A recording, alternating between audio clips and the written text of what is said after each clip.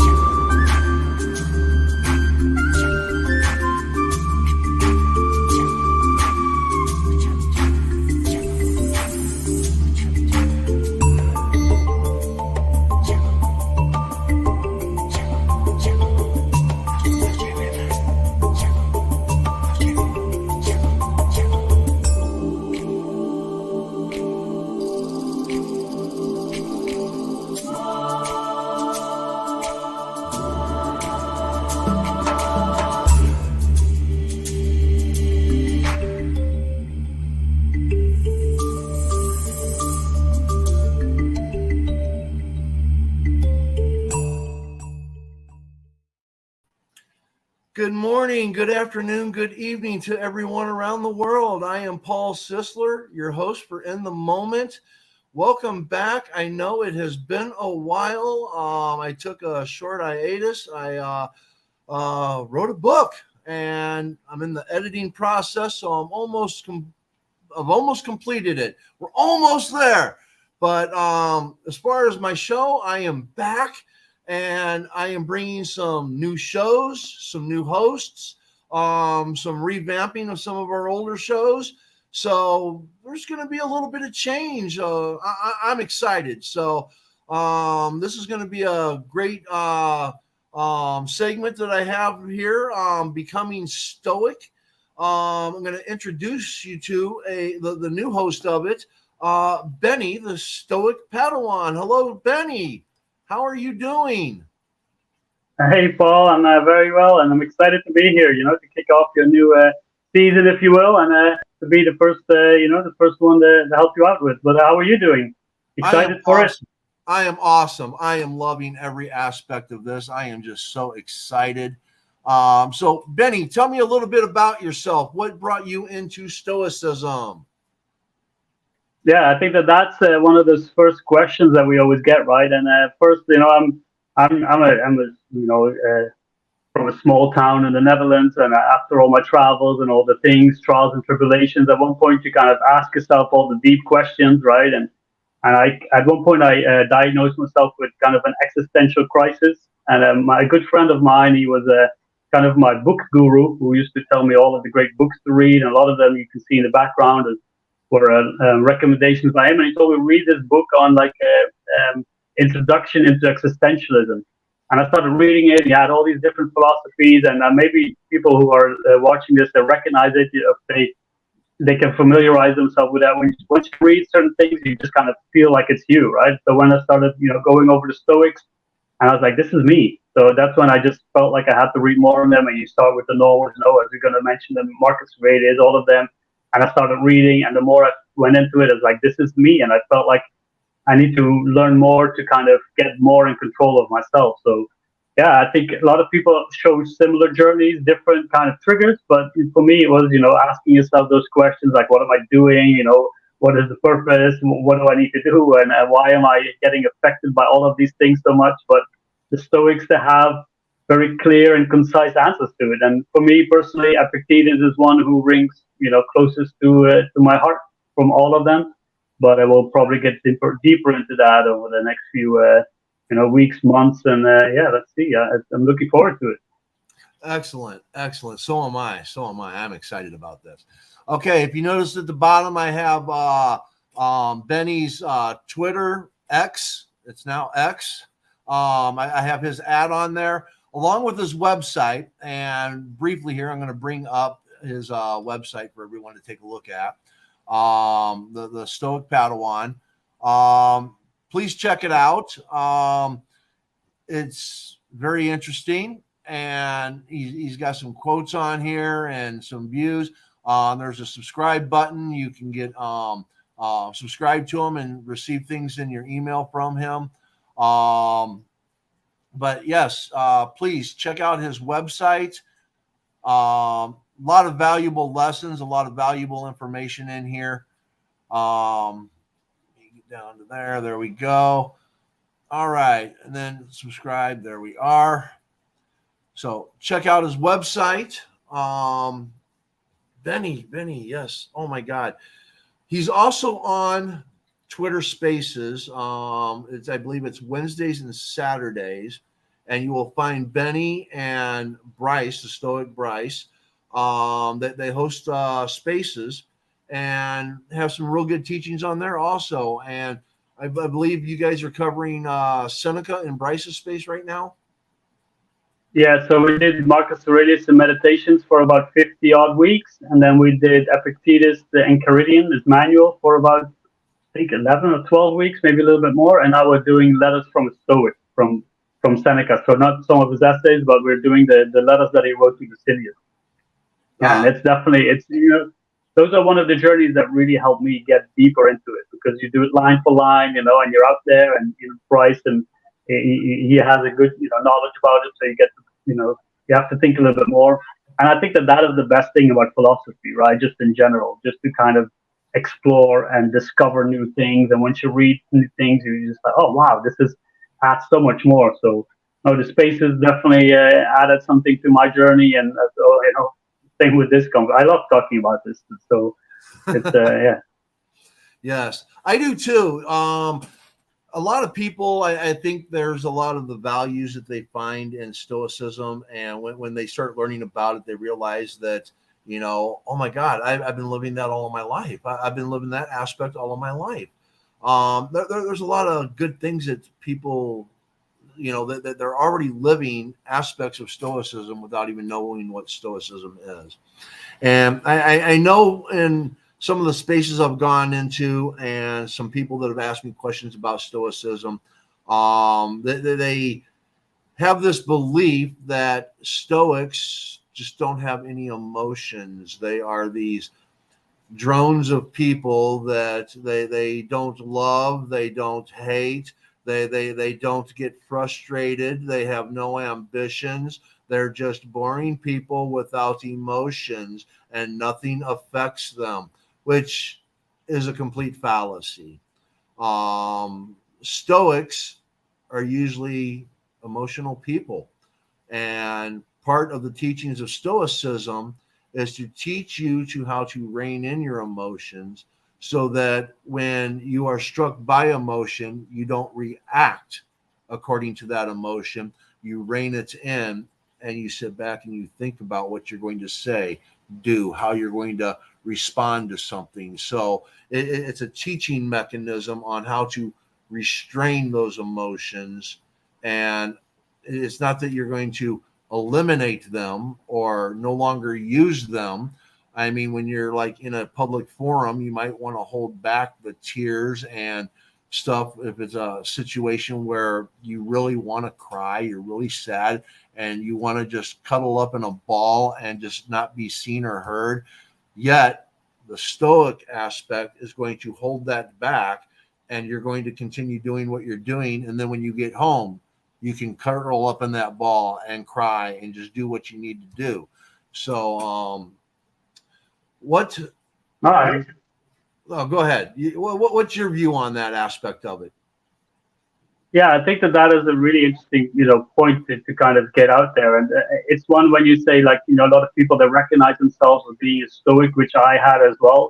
But the issue that I didn't do at the beginning was to kind of get in touch with my emotions, right? I just kind of pushed them away or maybe let them affect me too much inside and not outside. People, some of my friends used to call me kind of a robot or whatever, but I was inside you were struggling. So what Stoicism really taught me is to get into it, right? To not shy away from it. So that we come to those virtues, to have the courage to examine it. And as you rightly said, you have moments where it's difficult, where you are struggling, and that's when you need to decide what is the best course of action, right? Is it now time for my tears, or is it now time for some, actions? And if we talk, for example, about a funeral, or when someone passed away, those who left behind need to take, certain steps, and that's something that we hear, right? Oh, this person took off the reins and organized everything. That doesn't mean that they're not hurting. It means that they are saying, okay, this is what I've got to do right now, and then I can have my moment of grief, which is natural, right? And Seneca says the same, but it's always have to do with moderation. We have to make sure that it's moderate and that it's at the right time. And so for me, again, when we talk about that journey, I do recognize a lot of the Stoic teachings, but they help me, get closer to myself. So yeah, you're right. There's so many misconceptions out there on Stoicism, and that it's something, especially in the masculinity scene, where it's, oh, if you want to be a real man, you've got to be Stoic. You got to put all your feelings aside and, for example, use your anger to go train. No, you've got to make sure that you know what they are, where they're coming from, so you can act out of reason and logic, but not putting your feelings aside. I think it is a very important topic to talk about when according to Stoicism, when we talk about Stoicism. Absolutely, absolutely. I'm gonna put in there real quick and all that. I do have my phone sitting here, and I have the Twitter live going in the background here. So for those that are watching on Twitter, if you have a question, go ahead and post it on there. And if I can, I'll try to read it and bring it up and all that. So when it comes to Stoicism, what is it? I know there's going to be a lot of people that that are just tuning in that may not even know what Stoicism is. So without breaking out, Merriam-Webster and all that, could you enlighten our people as to what Stoicism is and kind of give an explanation of the virtues of Stoicism? Yeah, that's a good question. And for me, Stoicism is a way of life. It's a philosophy of life. It's a philosophy that should be practiced, right? You can see it in the text, especially Epictetus. They always say you can read as much as you want, but it's part of you need to put it into practice, into life, so you can make a distinction between the sophists and the philosophers who actually live it. So we can talk about it as much as we want, but at the end of the day, we need to put it into practice. So for me, it's a lived philosophy. I try to apply it to my life. And what is it? It's basically trying to find a way to deal with all the obstacles, everything that comes your way, even the good things, the bad things, and to deal with it in a peaceful way. That's pretty much the crux of philosophy, is to find, the way to live your life in a peaceful way. And how we do that is to live virtuous, right? And they say, okay, if you live well, if you live virtuous, there's nothing to worry about. Why should your mind be troubled, right? But if you do the wrong things, then you're going to find yourself worrying at the middle of the night, right? If you don't act just, because the four virtues, we have wisdom, we have justice, courage, and temperance.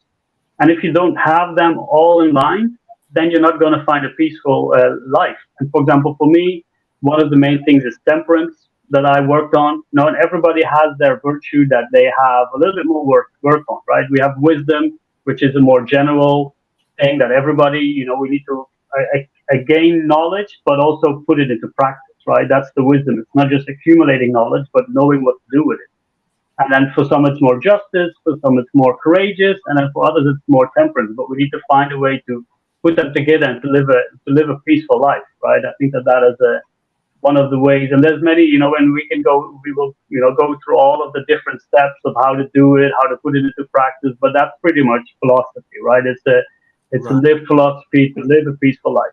I don't know. What is your take on philosophy itself, or Stoicism?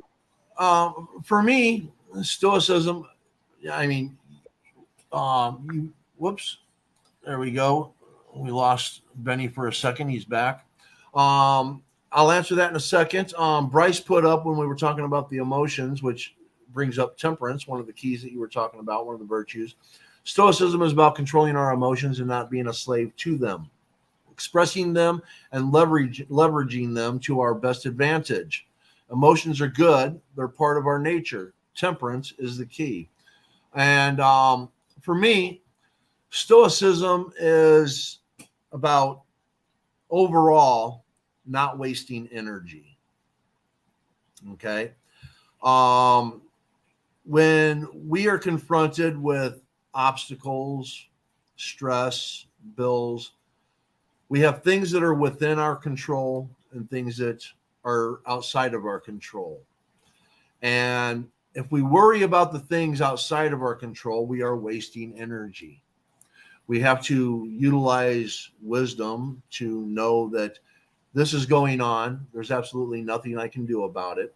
So I'm going to set that aside and I'm going to focus on the things that I can control, that I do have an influence on.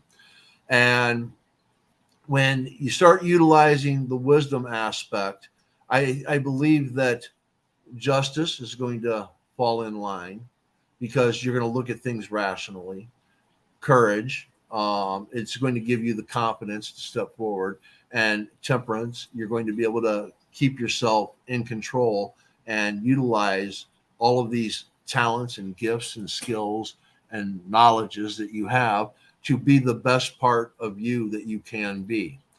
And people that are stoic aren't the ones that are usually out there running at the gums, throwing misinformation out there and different aspects of that.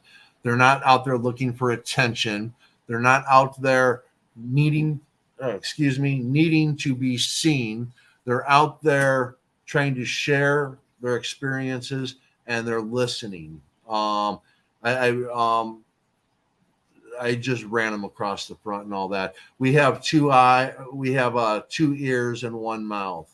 Okay. Which means we should listen more than we speak. And I believe that was Seneca, right? Zeno, that's right. That's right. We need to observe when we go into this. Shadow Fox on the Flow talks about this, and this is more about we need to step into the position of observer. And when you step into the position of observer, you learn a lot because you listen to other people and you can see their perspectives, see the way they think, how they think, why they think the way they do. And you learn from that. You gain knowledge. But if you're overstepping them, over talking them, running them over and telling them how you think it should be, you've built a wall up that disallows you to grow. So for me, Stoicism is about growth and it's about control and it's about not wasting energy. So that's what Stoicism is for me. And I try to live that every day of my life, every moment of my life, you know. And granted, none of us are perfect. None of us are perfect. What the best lessons are is that when we catch ourselves doing it, that we say, hey, I am doing this and this isn't a good thing. I need to change this. And I think that's what makes you more powerful as self. Yeah, and I think it's, that's a really good way of putting it, right? To kind of conserve energy, and because that's where you find a peace. If you're at peace, you're not spending any extra energy, and that observer part is really interesting as well. And I would like to add to it that it should also be the observer of yourself. So we can kind of distance ourselves from our own actions and our own reactions to things and look at it more objectively. So I like that observer way to see, okay, what am I doing? What are my actions without adding some kind of ego label to it or without adding some kind of emotional side to it.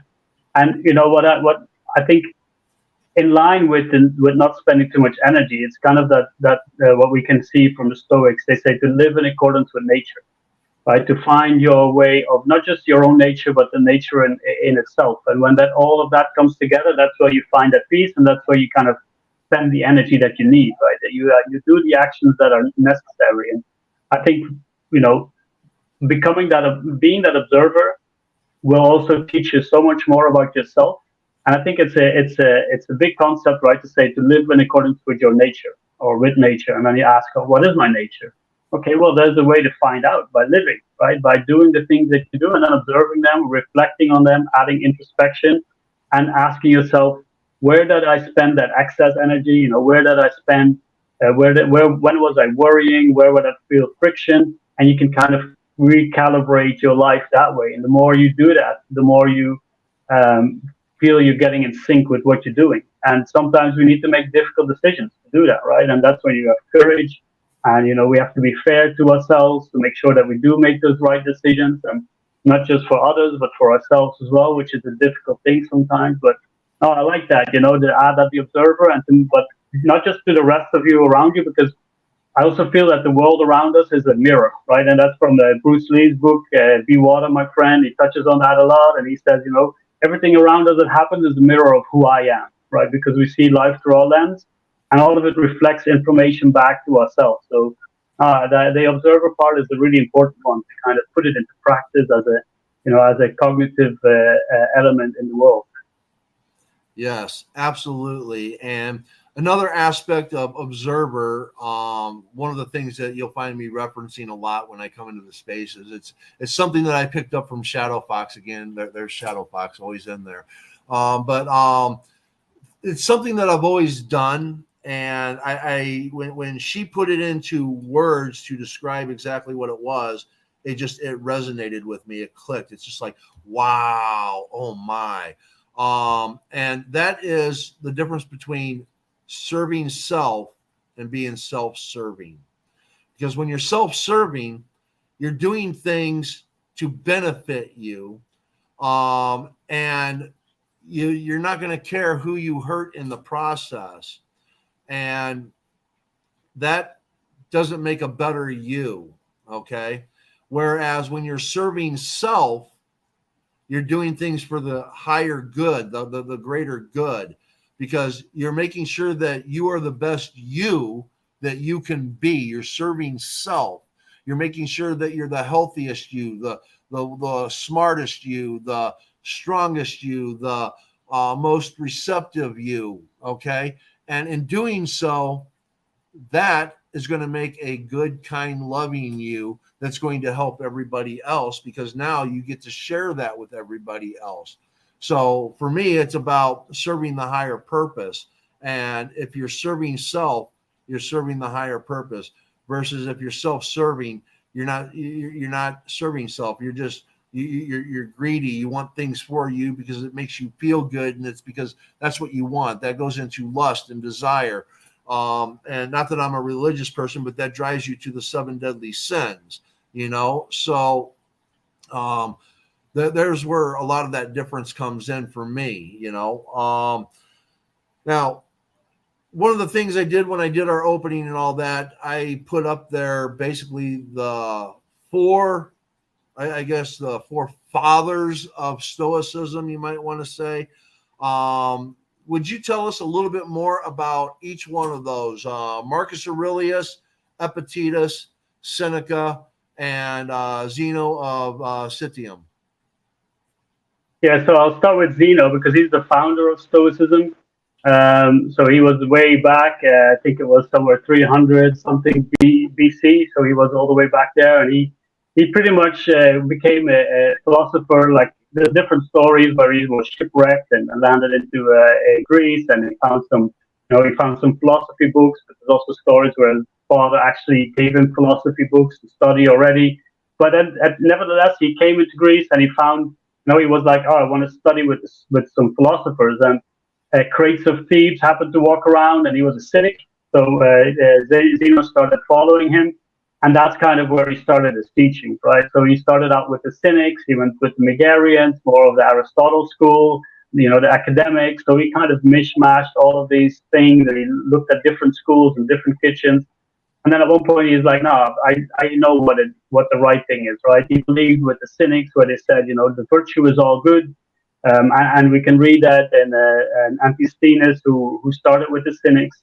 He said, virtue is the strongest weapon we have, and it's for everyone. He even in Diogenes the Artist, he said, when people say, oh, this is only for men. No, even in those books back in the day, this is for everyone, right?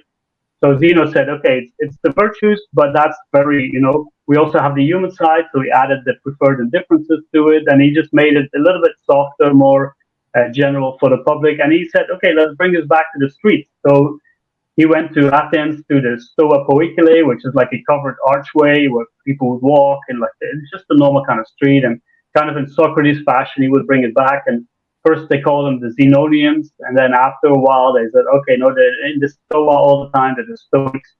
So he kind of started it out. He didn't. I'm not sure. There's nothing survived that he written down, but he written some books. But then we had Cleanthes, who followed him in the Stoic school as the leader. And then we have Chrysippus, who was also a massive figure. Nothing survived, but he wrote over 700 books. But he is said to be kind of the real founder, like to give Stoicism the direction that it has. So we went, and then we go through like the ages from Zeno, who had the famous quote that you said, we have 2 ears, 1 mind, we should listen more and speak less. And we can see from Chrysippus, and like what Zeno did, he divided it into 3 parts. We have logic, we have ethics, and we have physics. So logic is how we speak, dialectic.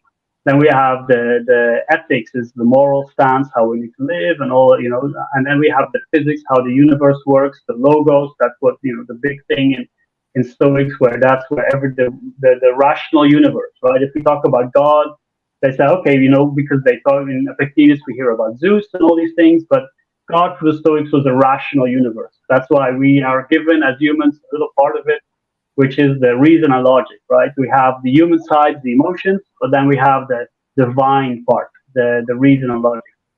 So then we cross forward, and then we go first to Seneca. Seneca is an interesting figure, and as we've been doing it in the spaces with Bryce, we get to learn more of him. He was from quite a wealthy family in what's now Cordoba, Spain.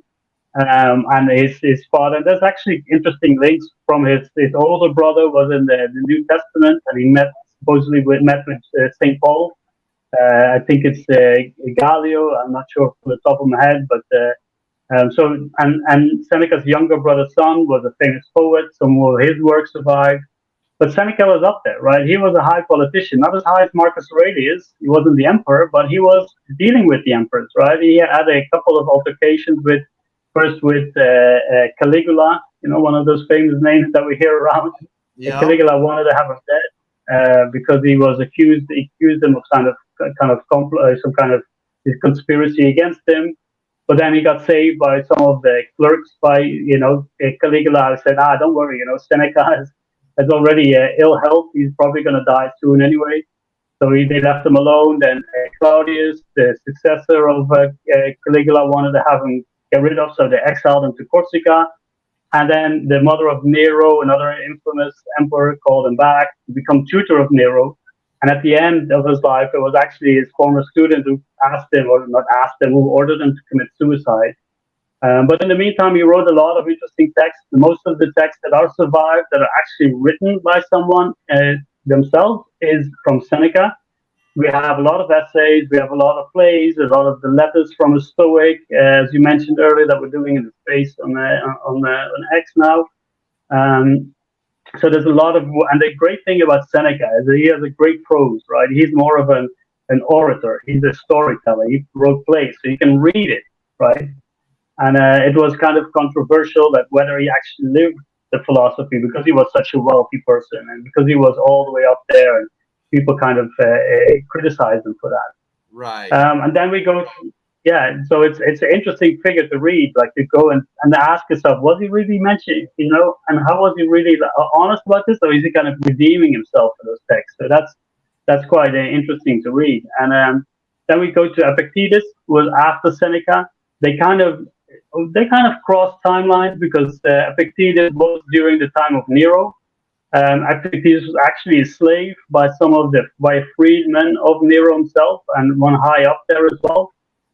So he was born a slave, and he was, body-wise, he was limp on one leg apparently, and he during his slavery he was actually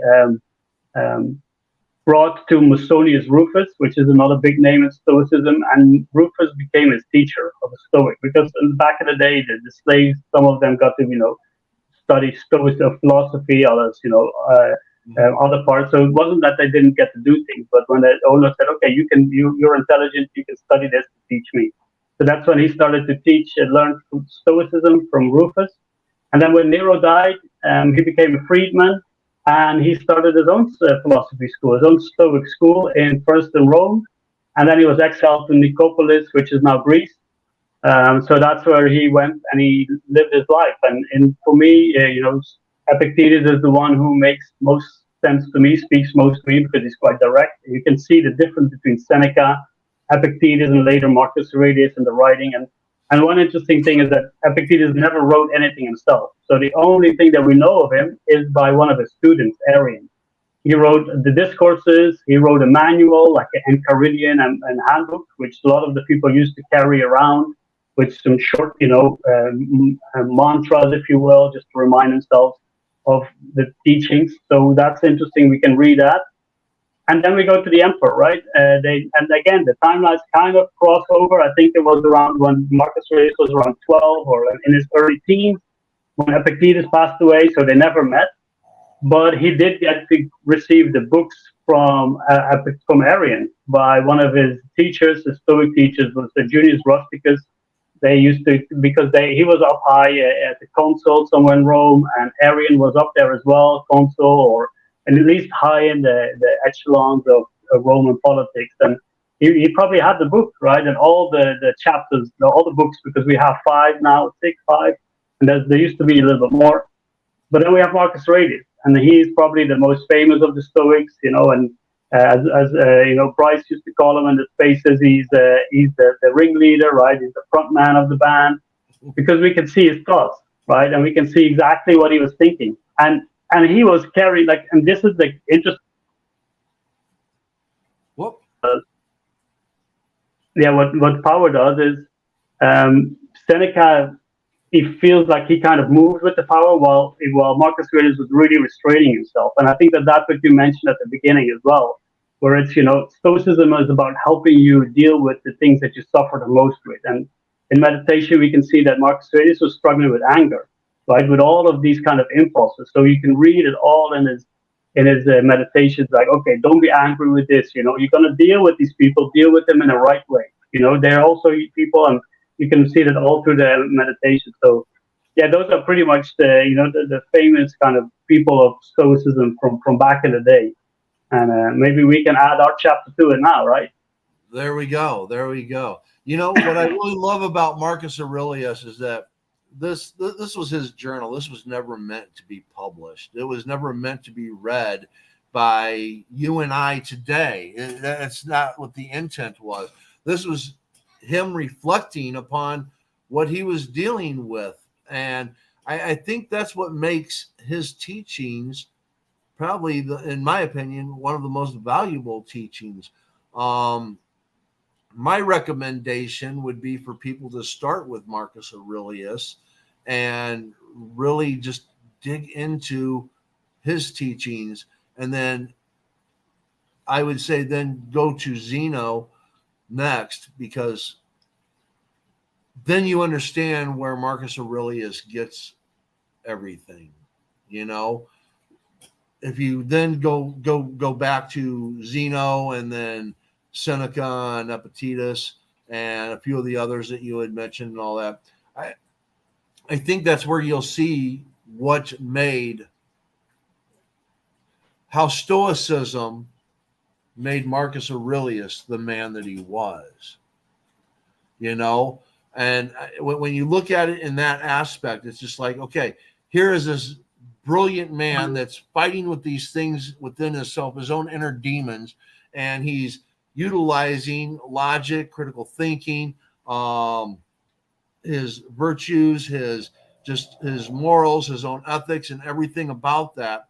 And then you go back and you start at the beginning, and it's just like, this is what built this man's character. This is why he ended up being who he was. Without the others, we wouldn't have known Marcus Aurelius. And then if you really want to understand Stoicism, you also need to go back to the great philosophers and all that. You need to go back to Socrates, Plato, Aristotle. You need to go back and you need to look at their writings. And then if you want to have another influence and interpretation, you need to go to the modern and postmodern philosophers. And that's why, like, the first 7 episodes that I did was on Rene Descartes. And it's not so, Rene Descartes' not a Stoic, okay? But he brings forth thoughts that opens your mind to thinking. It's a great aspect to critical thinking. And when you look at what all of these great people wrote during their times, their eras, whether you agree with what they say or not, doesn't play a relevancy. What does is that you take the time to read where they're coming from. And that is what is going to allow you to look at things, hopefully, in a new way, a new light, so that you can become the Stoic, the philosopher, because we're all philosophers. Because we all have we all have a thought process of how we think things should be. And we have that philosophy of people should live like this or people should live like that. When you start applying some of these virtues about love and kindness, and energy, and how you focus your thoughts, that allows you to grow as an individual. And again, it brings it back to the growth aspect. It allows you to grow. If you don't take in what these wise people have said, then you're just allowing yourself that growth. You're only using what we have here today that you see on MSNBC or Netflix or whatever it is that you're watching or paying attention to, the upbringing of your parents and relatives, the interactions that you had in school. You're creating your own impressions on life. And for me, when you go back and you read these other people that lived in other times and experienced different things in different ways and how they responded to them, it brings something to me today on how I want to live and how I want to be and how I think others should be treated. So that's kind of where I see the importance of philosophy and stoicism in the world today. And I don't think enough people take the time to appreciate that or delve into it. I think we would have a better world if everybody did. Yeah, I fully agree, and the interesting thing is that even when you read those texts, which are like 2,000 years old, we can still see the same human nature coming back, right? People wanting stuff, people wanting to go like climb up the political or whatever ladder, you see the same kind of behaviors coming back. So people say, oh, this is outdated. No, if you really look, and that's the nice thing about philosophy. It doesn't deal with anything, specific to one time. It deals with life, and even though the details are different, and we can read that in Marcus Aurelius, cycles, they come back, right? We have our cycle of life, we grow older, and we go through our older age, and then we have the cycle of ages. He refers to empires and emperors, all being gone. And who thought that the Roman Empire was going to disappear, right? Not in this heyday. The Romans didn't think that. And now, what do we think? We think that this is going to stay this way. Who knows? No, how long? But at one point, it's going to disappear. So that's the beauty of philosophy, and I think that that's why everybody should apply it, because it has that element of critical thinking, of looking at yourself and really examining life. And I agree, with the way you should start with reading. And I created kind of a reading list if I had to start again. I had Marcus Aurelius, and there's a good book, a commentary book on that by Donald Robertson, How to Think Like a Roman Emperor. And then I'd go to Epictetus, and then there's Massimo Pigliucci has kind of a discourse with Epictetus in his book. And then you have Seneca and How to Live a Good Life by Will Irvine. That's kind of my go-to kind of list if people ask me, like, how do I start? And one of the reasons that you said as well, once you get the background of Marcus Aurelius, you can see the struggle, right? You can feel the personal kind of element that he adds. And as you said, it wasn't meant for publication, right? Not like Seneca, he wrote for publication. That was pretty much what he did. Epictetus, he didn't write. Arrian wrote it for himself, right? And he thought about publicizing it probably. But Marcus Aurelius didn't. This was his personal diary, right? This is like going into the thoughts of a philosopher king, right? The closest thing to Plato's philosopher king that we probably might have in the history of humanity. Maybe that's an exaggeration, but at least something close to that, right? And it shows you that he was struggling still with these things. It's not like you live this life and it's gonna be rosy. No, it's gonna be tough. But at one point, you learn to kind of welcome the obstacles, right? To say, okay, I'm studying this, and that's kind of you need to read and you need to study these things, but more importantly, you need to apply it, right? And I think at one point, then you can welcome the struggle. So you can say, okay, I'm teaching, I'm learning about all of this, bring it on. I want to test myself. And obviously, you don't want to call all the bad things on you. But when they happen, you can kind of give that little twist as like, okay, this is my moment to study, right? This is my moment to apply what I've been studying. Absolutely, absolutely. And here's the thing, when you look back at the great philosophers and Stoics, and you look back at especially like Marcus Aurelius and all that, you look at the struggles that they faced, and here it is 1,000 years, 2,000 years later, and we're still facing these same struggles. Have we not learned? Have we not passed these things on? No, they've been passed on, but we aren't learning these things because we're not being taught these things. And if we were taught these things, these are values that we would pass down. And if we pass these values down, maybe we could eventually get beyond that. But nowhere in our history have we decided that we could do that, keep those teachings going, excuse me, at a young age. Bryce put a statement up there. Epictetus was the person that Aurelius referred to the most and was key in his philosophical development. Side note, Junius Rusticus was probably Aurelius's most important teacher. Probably so. And then we have Ariel. Hello, Ariel. Hi. Thank you for joining us. So,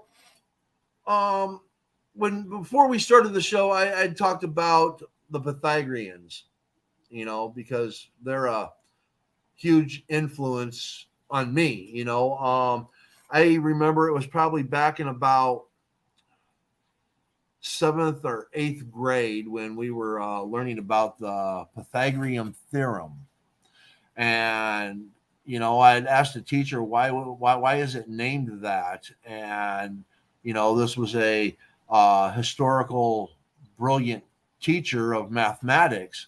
And it was in junior high school that I started learning about the Pythagoreans. And for me, that was mind blowing. That was eye opening, because the Pythagoreans believe that everything can be explained with numbers. Now, I don't necessarily agree holistically, but at that time, with my mind, I was mathematics. That was my thing, and it's just like, wow, the world can be explained with numbers. And I kind of delved more into it, and then there's a lot of aspects about them that are kind of cultish and stuff like that.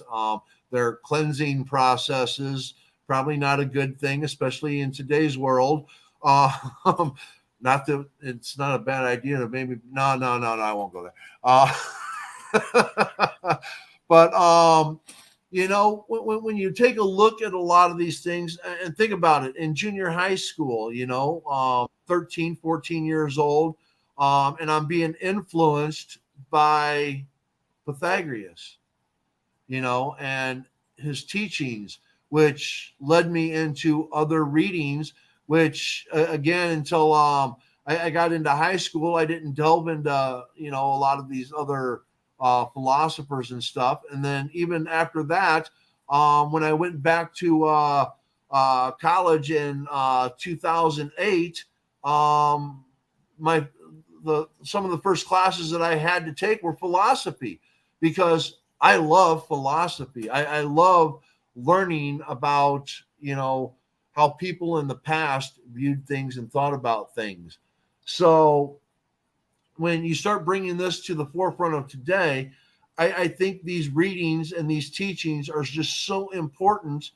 And it's one of the problems that we have in the educational system.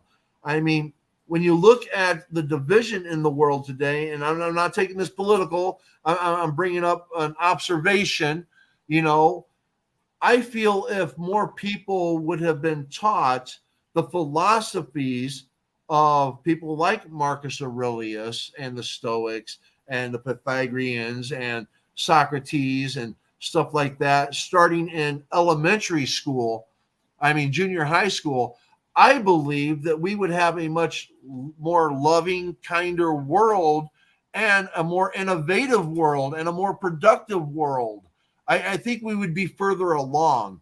I mean, we're just now coming up with AI to this, you know, exponential, you know, possibilities of self-learning computers and machines and cars and stuff like that. I think we would have got there much faster if this would have always been part of our teachings. What do you think about that?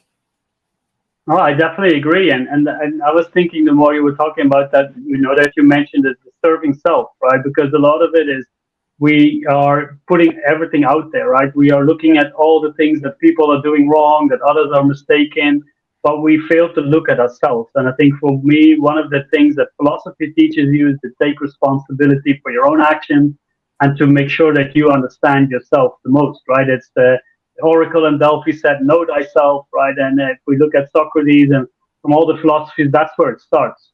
But in education, and I agree, and even in society, we are not supposed to do that, right? We are kind of being taught like, oh no, you need to have all these skills to give to the outside, right? To be productive, to add something to society, which we should, but probably not in the best way that we probably want to do, or maybe not even applying our skills to their best use. And then we can, as you said, then we can become more innovative, then we can become, a better society and grow faster if everybody uses their best skills productively. And I think for me, when we talk about philosophy, you want to become the best version of yourself. And a lot of the time that's seen as selfish, right? Where people nowadays make decisions to kind of step out of the work zone and find themselves and do the things that they feel that they must do, or make decisions where you don't have that social life, where you feel like, no, I've got to make these decisions. For example, when I stopped drinking alcohol, a lot of the people say, hey, why are you doing this? No, you're not, a part of us anymore. No, I'm doing this to become a better person. This is for me. If I don't make these decisions, then I'm going to suffer. And if I suffer, then everybody's going to be less off because I'm not contributing what I should. And I'm not saying that I'm this pivotal point in society. No, but I'm a part. And that's something that we can read in the Stoics, and they say, we are all part of the universe, and more that we are all a pivotal part in the universe. However big, however small, we are there, right? And we should assume our role in the best way. So I agree. If we all manage to live a little bit more according to philosophy, and this doesn't have to be, it doesn't have to be Stoicism per se. You mentioned the Pythagoreans. There's other people who have, a different philosophy, Buddhism, and even religion, right? As long as you apply it for the right reason, and as long as you do it for yourself to begin with, and for society at large. And I think that is the main point. But for me, it starts with taking responsibility for your own life, and that's something that I feel that we are passing on to others, making excuses, looking at how other people live and pointing the fingers, judging them. Well, we should be judging ourselves first to see how am I living. So yeah, I agree that if we apply this more to life, then we can grow so much faster than we normally would have. Yes, yes. Just imagine. I want you to look like, let's take any job that you've ever worked. It's based upon either totalitarianism or authoritarianism. I mean, really think about it. Okay. You have the owner or the boss. Here are the rules. You don't listen, you're out the door. We're not going to have any of that. Very, very totalitarian, authoritarian. You got to be here at this time, and you're only getting this much for what you're going to do. And you need to increase what you're going to do if you want to get more. You know, if it were done in a Stoic fashion, imagine how much more productive business would be. Productivity. People would look forward to doing things to the betterment of society. Now, I know there's people in the background. Paul, you're talking about communism. Well, there are good forms of communism, and there's good forms of capitalism. There's good forms of socialism, but there's also bad forms. Okay? And if you're applying Stoicism, you could probably get closer to the good forms, if you really wanted to. If you wanted to. And the problem is that people don't want to. They want to be self-serving instead of serving self. And I personally want to bring Stoicism to the political realm. Because if I could get politicians to start thinking in more of a Stoic aspect, they would no longer be politicians, but they would actually be people representing the people they were elected into office to represent. Because now they would be doing better for the people instead of doing better for self. Okay? So I want to truly bring Stoicism into the political realm, which is my forte. So that's how I want to do it. Your thoughts? No, I agree. And the interesting thing is that if we apply Stoicism in this case, and again, we look back at the virtues, right? So we have to examine every event that is happening, and we should then apply the virtues to it to make the moral, just decision.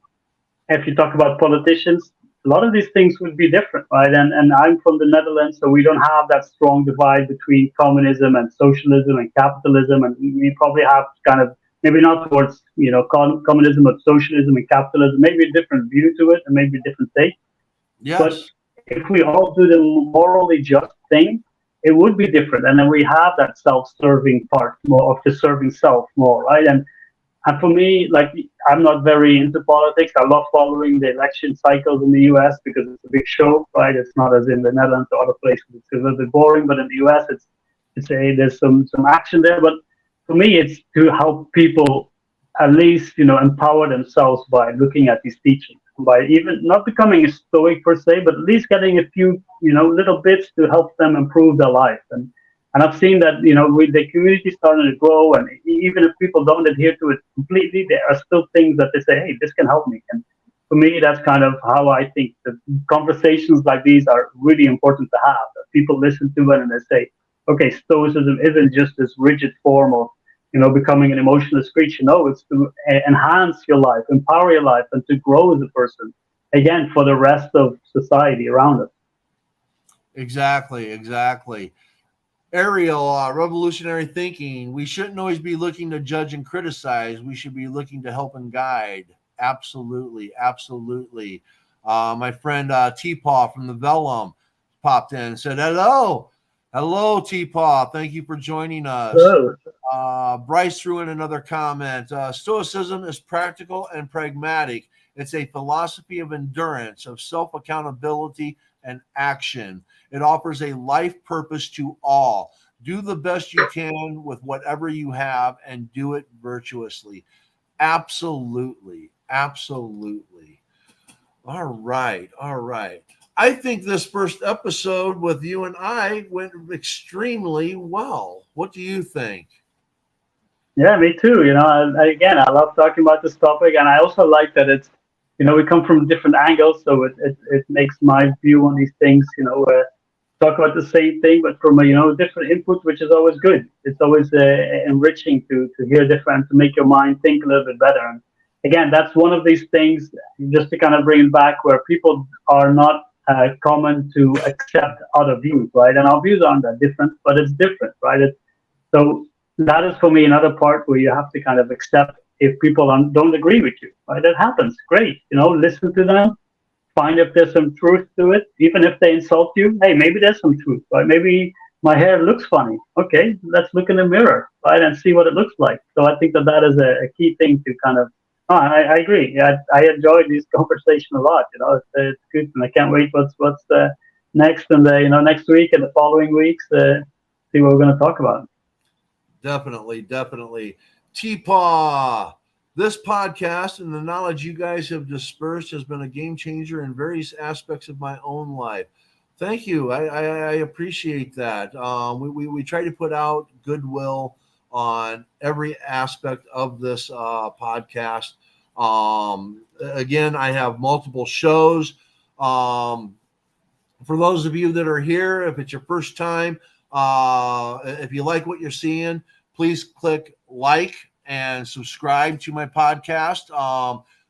That's going to help me out in the algorithm and be able to bring more people in to enjoy this knowledge that we were trying to bring to the people and share.